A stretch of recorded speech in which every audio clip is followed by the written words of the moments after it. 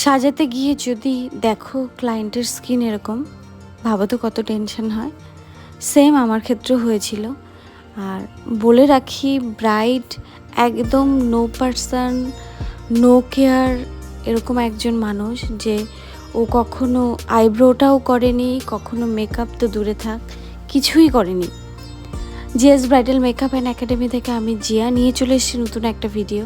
দেখতেই পেলে ক্লায়েন্টের স্কিন আর ভীষণ হোয়াইট হেডস, হোয়াইট র্যাশেস ওর মুখে পুরো ভর্তি ছিল।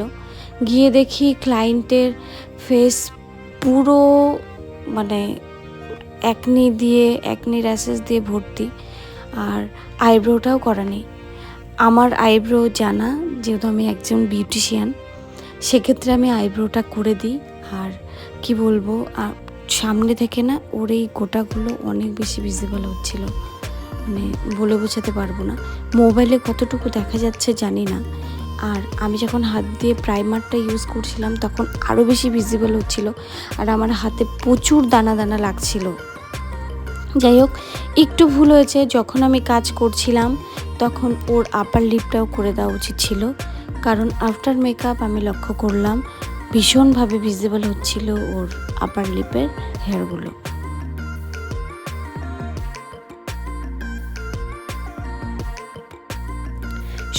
December 2023 আমার থার্ড ব্রাইড বলতেই পারো। মানে সেক্ষেত্রে থার্ড ব্রাইড মানে আমাকে থার্ড যে বুকিং করে সেক্ষেত্রে আমি সবার আগে যাই, তো ওর ক্ষেত্রেও সেটাই হয়েছে। ওকে সাজাতে গেছিলাম।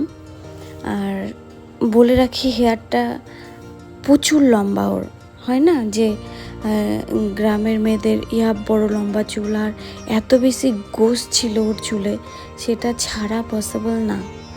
আর ওর সামনে চুলটা একটু পাক ছিল, সেক্ষেত্রে ঠিকঠাক করে পাফও হচ্ছিল না। তো হেয়ারটাকে এভাবে বাঁধলাম এবং সামনে রাখলাম কিছুটা কার্ল করার জন্য।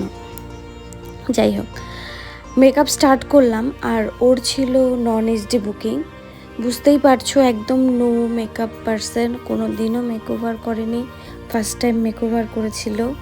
আর মেবি ও স্কিনে সেরকম যত্নও করে না। এই জন্য আমরা সমস্ত ক্লায়েন্টকে বলে থাকি এবং সমস্ত মেয়েদেরকে বলে থাকি, নিজের স্কিনের যত্ন নাও সময় থাকতে, কারণ একটা সময় পর নাহলে স্কিনের অবস্থা খুবই খারাপ হয়ে যাবে। আর মেয়েদের এটাই তো সৌন্দর্য, নিজের স্কিনটাই তো সব থেকে মেন।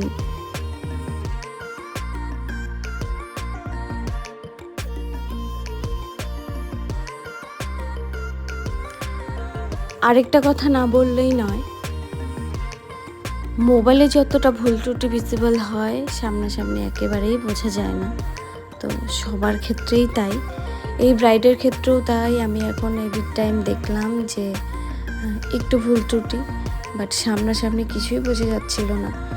সামনের হেয়ারটা কার্ল করার জন্য রেখেছিলাম, পরে স্টুডেন্ট ওটাকে কার্ল করে বাকি জুয়েলারি, ফুল এবং শাড়ি ট্যাপিং করে দেয়। অল ওভার লুক ভীষণ সুন্দর লাগছিল, কারণ পরে সেই বাড়ির থেকে ফিডব্যাক নেওয়াতে ওরা বলছিল যে ভালোই লাগছিল, মেকআপ লং লাস্টিংও করেছিল।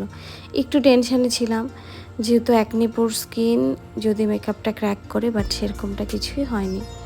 যাই হোক, আজকের জন্য এইটুকু, আর আমি এইটুকুই দিতে পারলাম ওর স্কিনের জন্য। তো থ্যাংক ইউ ফর ওয়াচিং। যদি ভালো লাগে একটা কমেন্ট অবশ্যই করে যেও। আর নেক্সট আবার দেখা হবে নতুন কোনো ভিডিওর সাথে। আর ফাইনাল লুকটা আমি আমার মোবাইল থেকে দিতে পারিনি, স্টুডেন্টের সেই ছোট্ট মোবাইল থেকে একটা ভিডিও বানিয়েছিল ছবি, সেটাই একটু তুলে ধরার চেষ্টা।